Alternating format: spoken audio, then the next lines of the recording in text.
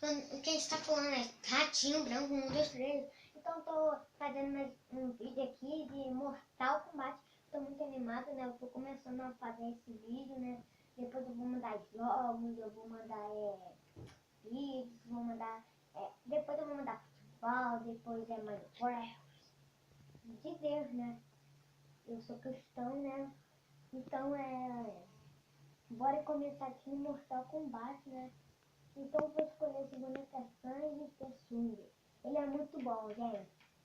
Ele é tão bom que troca até de boneco. Não, gente. Qual é? Então bora aqui, né? Já passei de um. Esse cara aí que eu escolhi, aquele chefão ali, o careca não, tá? O com o cabelo. Ele, meu Deus, ele troca, ele é o poderoso, o mais poderoso. Ele é o chefão. Ó, tá vendo? Ele troca. Então, gente, calma aí que eu vou montar com um pouco de volume. Então, bora jogar, né? E o cara se acha, né? O cara se acha. Toma, o cara se acha. Toma, o cara se acha. Agora, viu? Ele troca. Ele troca, gente, viu? Viu? Nós dois somos o cara. Ih, mulher. Ó, gente, eu já tô com medo aqui de eu morrer. Meu Deus, que merda. Tá maluco? Ih, já tô com medo de eu morrer. Eu vou morrer. Pelo amor de Deus, gente, me ajuda. Tá amarrado e prendido. A mulher. Ele tá se achando? Toma.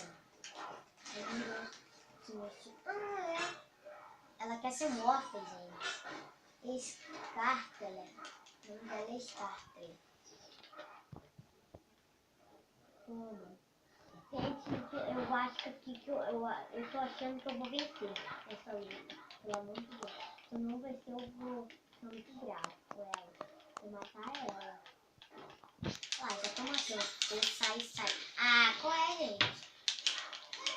Só vou matar. Não matei. E sai agora.